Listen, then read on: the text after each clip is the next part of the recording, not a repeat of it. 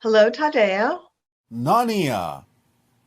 I have questions from our viewers. All right. The first question is about genetics of the elementals. Do they have genetics that are comparable to ours? And could a human be hybridized with them? No. You must understand that elementals, for the most part, present themselves, solidify, crystallize themselves at a moment's notice, out of what might be poetically referred to as the clay of the collective consciousness. They can reabsorb themselves, so to speak, into the collective consciousness field and then crystallize or project themselves through that field, made out of that consciousness energy field, electromagnetheric energy, when they focus themselves that way to present themselves in any kind of form or shape. While they are crystallized, they may take on a kind of representation of DNA to hold that shape, but it's not the same as the DNA that you experience in your physical form, exactly. So in order for any kind of DNA or genetic material to be taken from an elemental when they are in what appears to be solid form, they would actually have to be slightly densified even further.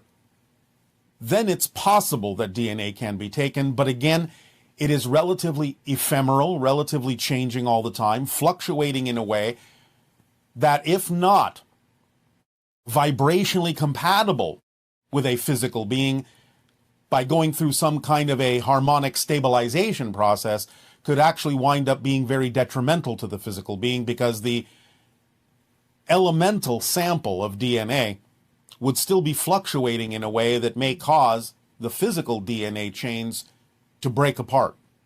So it is not recommended. Okay. Um, this question is about dogs and how they get lost in smelling things outdoors. And are they actually connecting with elementals when they're doing that? Well, not all the time, no.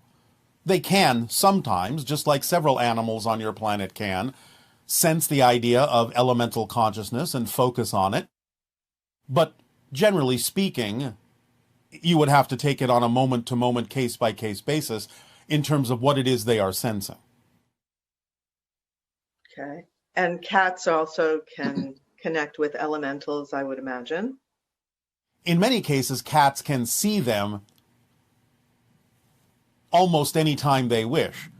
The idea, of course, is it depends on what they're focused on. But yes, cats' senses are a little bit more attuned to the idea of the elemental vibration. It's within their range of senses on more occasions than not. Okay. I noticed that children, when they are young, they're really into like fairy houses and elves and things like that. And they will even wait to see fairies. But as they get older, they stop and they aren't interested anymore because they think they're not real anymore. What's the cause of that in our society? Well, you have actually said it yourself in the question. They are taught out of believing that those things are real, and therefore they shut down that portion of their ability to sense it. Plus, it can sometimes be important for them to not necessarily pay attention to that level of reality so much anymore, to allow themselves to focus on the themes they chose to explore as physical beings. But it just again depends upon their theme, it depends upon the person. But in this time of opening the senses and remembering who you are, you can now begin to reconnect while not necessarily losing focus on the theme that you chose to experience in physical reality, because now many of those themes contain the concept of seeing beyond the physical realm, knowing that there are other levels of consciousness there that you can communicate and connect to. So these attributes can be brought back, but many people will have the requirement of a kind of process to unlearn what it is they learned that prevents them from being able to perceive those kinds of levels of reality. Yes, I guess in a sense it's not unusual that they back away from that idea to integrate better with society, so to speak, or their friends and peers. And then at some point they may come back to it and remember how connected they were Yes, earlier in life. yes, Um, does Willa have any human ancestors on Earth now? yes. Not going to name names if that's what you're asking. I didn't ask it. I understand, and I wasn't referring to you. Okay. And do all beings go through a type of life review when they die? For the most part, yes, it's quite common because the whole idea is to utilize the experience that you gained by having a physical reality experience, adding it to your knowledge of self and expansion of self so that you can decide what to choose next. So it's relatively common. There are a few exceptions, but they're rare.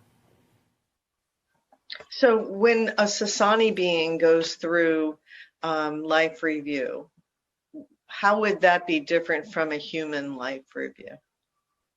Well, it would only be different in kind. It wouldn't be different in structure necessarily. The idea, again, being that, like you, we focus on our experiences, the consequences of choices made, the effects that it may have had on a variety of different people, places, things, so on and so forth. And we, again, learn from a different perspective of that. We have a different experience of it now from that new point of view. That, again, as I said, we add to ourselves and our understanding of what it is we may choose to experience next. And also, as humans, when we go through life review, we actually experience any pain and suffering we've inflicted upon other people as if it's happening to us. Is that correct? Intentionally applied, yes. Unintentionally, not necessarily. Okay. So in your civilization, of course, people never behave like that. So they would never encounter that in their life review, as opposed to a human who probably does hurt other people in the course of their lifetime. Yes, generally speaking. Again, there may be rare exceptions for a variety of reasons, but generally speaking, we do not experience the idea of the negativity. Okay. Um, do animals, when they're coming to the end of their physical existence, do they get to choose when they leave like humans do? Or is it, or, if they're being hunted or whatever, is this all part of their choice, or it's happening at another level, and at the physical level, they just simply want to survive continuously? In a sense, it's a choice from a higher level, although animals, because of their connection to nature and because of their willingness to allow synchronicity to occur in the way that it naturally does, will not necessarily have to make a choice beyond the choice they made before incarnation. They will simply trust the timing of the idea of their experience of physical reality and may be open to many different pathways by which they may leave physical reality, again, based on what appears to be the synchronous randomness of different events as it occurs and as it serves all other beings that are experiencing life on the planet. And in general, since so often many of them are eaten in one way or another, do they come in with a deeper commitment to being of service in that sense, a more willingness to participate as opposed to human attitudes about being killed and eaten and things like that? To some degree, yes. Although to put it in the framework of willingness is a little bit different because that's a human perspective. So again, it's more of a deep understanding of how things work on the particular level that they are experiencing. And they are simply open to the idea without, shall we say, examining the pros and cons that would then lead to the concept you're talking about called willingness. They simply go with the flow of the reality, knowing that in whatever way, shape, or form it unfolds, it serves the best of all concerned for a variety of reasons they don't even necessarily have to be aware of. So when we go in the forest, what is a good way to connect with nature spirits? Well, Willa has begun to give you certain kinds of ideas and exercises to be able to begin to enhance your senses in that way. That, in some sense, is what the cryptic meditations and the cryptic process is all about. So by, again, as always, of course, following the formula we have shared with all of you, and by focusing a little bit more, especially now on this latest chapter of the cryptic meditation where you begin to connect with animals, and that will prepare you more strongly, more, shall we say, energetically, for the next phase, that is connecting to the elemental path, which shall happen in the fall. So you are already being given a particular pathway, a particular process from Willa to be able to enhance your ability to sense and commune with the idea of the elemental beings. But now, at this phase, you are going through the animals first, since they already have the connection to the idea of the elementals in most cases, especially in what you call the wild. By connecting with them, you're going to pick up many of the attributes that they already contain, that they will vibrationally pass along to you, that gives them the ability to commune with those elementals. And how can we learn to communicate telepathically with animals? Again, it is mostly through the concept of the deep feeling and imagery that you can create in your mind to project to them. That can be the beginning of it, is think in pictures, not in words. See the idea happening in your mind with deep feeling attached to it, deep emotion.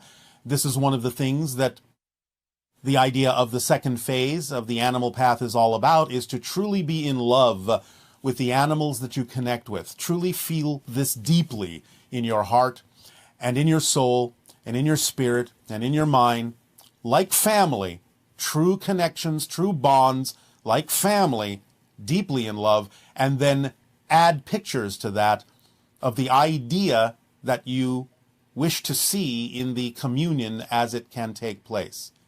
But while you're doing that, be very aware also at the same time of any belief systems you may have that are fear-based, so that you can let them go, and so they will not, in a sense, stop the process of the connection that you are making.